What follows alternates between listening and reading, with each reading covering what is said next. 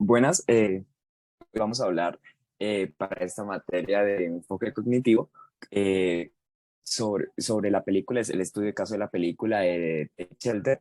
El grupo está conformado por mis compañeras María Camila Reyes y Mónica Rocío Vargas. Hablemos un poco un poco de contexto. Curtis es un padre, es un esposo de una de clase obrera que lucha por controlar sus miedos. Tiene ciertas patologías, ciertos patrones que lo hacen tener frustraciones, miedos al frente de ciertas eh, cotidianidades. Podemos decir que esta película funciona como una perfecta alegoría de los tiempos de inseguridad y desolación en los que vivimos, haciendo convivir con armonía tanto el drama familiar lo catastrófico y este thriller psicológico que es lo que estamos viendo. Hablemos un poco de los datos descriptivos del caso. Curtis es un paciente masculino de aproximadamente 40 años de edad. Su esposa es Samantha, tiene una niña menor de 6 años, Hannah, quien padece una discapacidad auditiva. Este paciente se gana la vida modestamente. Es jefe de personal en una explotación de manera de arena. De pronto Cortis empieza a tener unas ciertas pesadillas aterradoras sobre la asoladora, una tormenta asoladora, una tormenta totalmente apocalíptica, y decide lidiar esto con este trastorno. Se pueden ver dos situaciones, una situación familiar y una situación social. La situación familiar es obviamente que es arropado, es cuidado, pero la situación social es un poco diferente. A Curtis se le ve un poco como cierto maníaco, como cierta persona loca, entonces pues es un poco más complicado. Curtis refiere que decide consultar o buscar apoyo psicológico, ya que tiene un problema de alucinaciones y premoniciones cada vez más constantes y teme padecer la misma enfermedad que sufrió su mamá. Acá tenemos un antecedente que es que su madre sufría de esquizofrenia, 35 años desde el punto en el que se vive la película, o sea, en el momento histórico que están viviendo. Piensa mucho en su familia, en su hija, y que debido a estas premoniciones o alucinaciones, mejor dicho, se comience realmente se geste una tormenta y empieza a construir un refugio en la casa, pero cuando decidimos construir es una manera bonita o agradable de entenderlo porque realmente es una obsesión, se convierte en algo obsesivo, en algo un poco peligroso en el sentido de que es algo maníaco. Curtis empieza a tener comportamientos extraños, pesadillas constantes, las cuales le despiertan sintiendo el dolor que le causa dichas pesadillas. Un día soñó que lo mordió un perro y al parecer él experimenta ese dolor en carne propia. Vemos un poco las condiciones familiares, genogramas relacionadas. Curtis tiene una familia conformada por su esposa y su hija menor, que tiene 6 años, quien padece una discapacidad auditiva. Curtis posee la condición, recibe el apoyo de su esposa, quien inicialmente se torna muy preocupada por el comportamiento de su esposo. Eso es entendible en el sentido de que cuando una persona empieza a tener un comportamiento extraño y no se sabe que es una enfermedad mental, estos cambios repentinos pues generan asombro, ¿no? Pero a pesar de ese asombro, pues la familia siempre se vio apoyada, a diferencia socialmente que sus jefes se vio apartado por la sociedad. El mismo rechazo recibe de los compañeros de trabajo. También se puede evidenciar su alteración de salud, en este caso de su conciencia, el cual lo expresa y manifiesta por sus comportamientos, por sus autoagresiones, sus delirios y hasta ha tenido falta de sueño constante. El paciente se ha visto alerta y con cierta depresión. Del compañero Jason, que nos habló inicialmente de eh, todos los antecedentes como tal de los antecedentes, ¿no? Como tal, los datos descriptivos del caso de la película. Nos habló de su personaje principal. eh, Nos habló también del motivo de su consulta. Entonces yo les voy a hablar de los síntomas verbalizados. Entonces, en este caso, es un paciente que ingresa o consultante que ingresa en tono angustiante, un poco agresivo, compulsivo, lenguaje incoherente y compresivo. No fija su mirada al momento de dirigirse pues al orientador, con su estado de conciencia alterado, que pues, se logra evidenciar que pues sí está alterado, manifiesta visiones irreales, alucinaciones, tiene problemas de autocontrol, refiere que mantiene todo el tiempo teniendo pues ciertas pesadillas, pues en este caso, como lo decía el compañero, las pesadillas pues que todo el tiempo tiene presente, que manifiesta son eh, tormentas que se aproximan, tormentas que se avecinan, entonces el cual él anda todo el tiempo pues en actitud de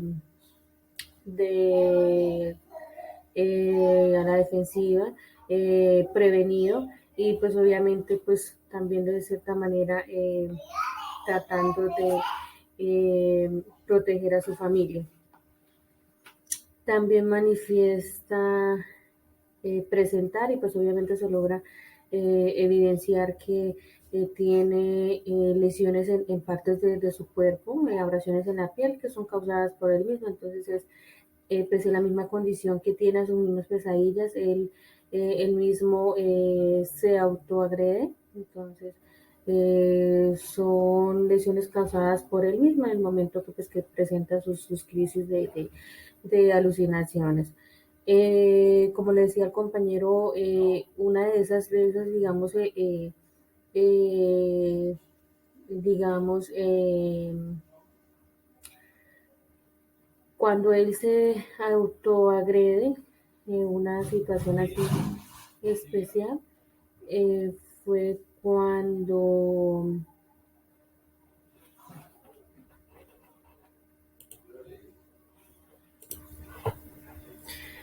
entonces esos son todos los síntomas que en el momento presenta el paciente y adicional a eso tiene una desorientación en tiempo y lugar. Porque en tiempo y lugar podemos decir en esos momentos que el paciente está orientado en persona. ¿Por qué? Porque él sabe su nombre, conoce su familia, sabe sus digamos, datos personales. Si en ese momento yo le pregunto a él el número de cédula, lo va a decir, cuántos años tiene, su núcleo familiar lo va a decir, entonces él está como tal orientado en persona. ¿Por qué no está orientado en tiempo? Porque él todo el tiempo vive en su mundo de alucinaciones, en su mundo de pesadillas, eh, y igual también estaba desorientado el lugar, entonces, ¿el lugar por qué? Porque él al momento de manifestar de presentar sus alucinaciones, él no está en su mundo real, sino está en su mundo fantástico, digámoslo así, que es donde ve todas esas alucinaciones. Entonces, ejemplo, si él ve la tormenta como tal, entonces él no está en su sitio. Ejemplo, si yo estoy acá sentada y veo esa tormenta, no está en tiempo real, entonces es en otro lugar, se transporta a otro lugar a donde realmente se pueda presentar esa tormenta, entonces digamos a campo libre, eh, fuera de la casa, en un sitio abierto. Y resultado como tal es el posible diagnóstico. Entonces, en este caso, teniendo en cuenta toda la sintomatología pues que manifiesta, no solo que manifiesta, sino que nosotros podemos presenciar, podemos evidenciar, entonces logramos identificar que el paciente en este caso lo que presenta es lo que tiene como tal es una enfermedad llamada esquizofrenia, es una enfermedad mental grave que afecta la forma en que una persona piensa, siente y se comporta. Entonces las personas con esquizofrenia pueden parecer como si hubieran perdido el contacto con la realidad. Entonces él todo el tiempo mantiene en su mundo. Lo que puede ser angustioso para ellos para sus familiares e inclusive para sus amigos. En este caso, pues Curtis todo eso lo ha evidenciado porque obviamente ha sentido el rechazo pues por parte de sus amigos, de su familia, de su misma, digamos, el núcleo familiar como todo, como tal, en este caso pues de su esposa y su hija, porque ellas son las que están más al pendiente de él y las que se logran dar cuenta pues que él tiene su enfermedad mental como tal.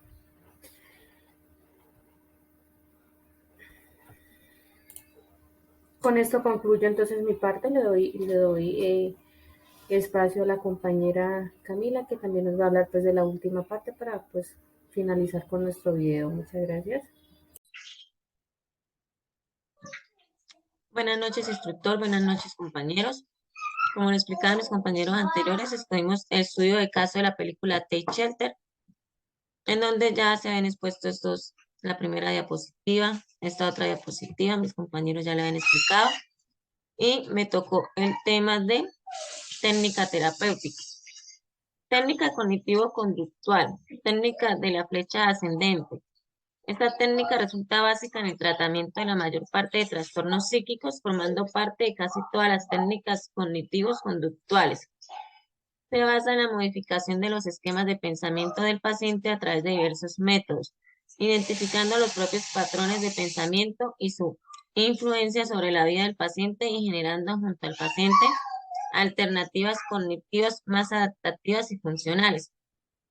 Técnicas de exposición. Este tipo de técnicas son empleadas especialmente en los casos de fobias y trastornos de ansiedad y control de los impulsos.